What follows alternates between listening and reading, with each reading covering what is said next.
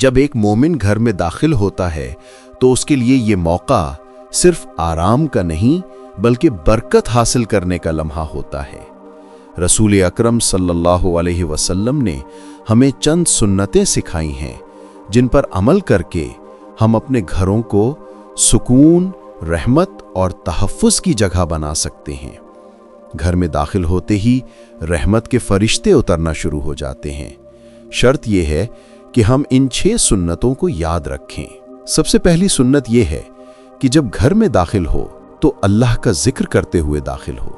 حدیث مسلم نے ہے کہ جو بندہ ذکر کرتے ہوئے گھر میں داخل ہوتا ہے، شیطان اس کے گھر سے دور رہتا ہے۔ دوسری سنت یہ ہے کہ داخل ہوتے وقت دعا پڑھو، اللہم انی اسألک خیر المولجی و خیر المخرجی، بسم اللہ ولجنا و بسم اللہ خرجنا وعلی اللہ ربنا توکلنا۔ ترجمہ: اے اللہ، میں تجھ سے داخل ہونے اور نکلنے کی بھلائی مانگتا ہوں۔ اللہ کے نام سے ہم داخل ہوئے اور اللہ کے نام سے نکلے اور اپنے رب پر ہم نے بھروسہ کیا۔ تیسری سنت یہ ہے کہ جب گھر میں کوئی موجود ہو، بیوی، بچے یا والدین، تو سلام کرو۔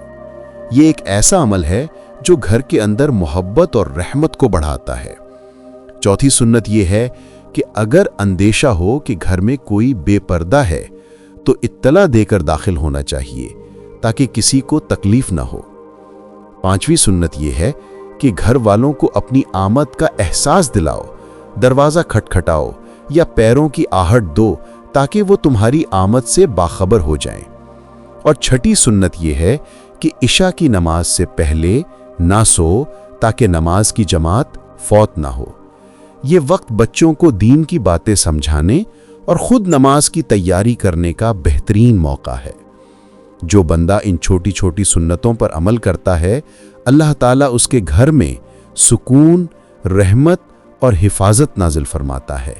اللہ ہمیں بھی ان سنتوں پر عمل کرنے کی توفیق دے اور ہمارے گھروں کو ایمان و برکت کا گہوارہ بنائے۔ آمین یا رب العالمین۔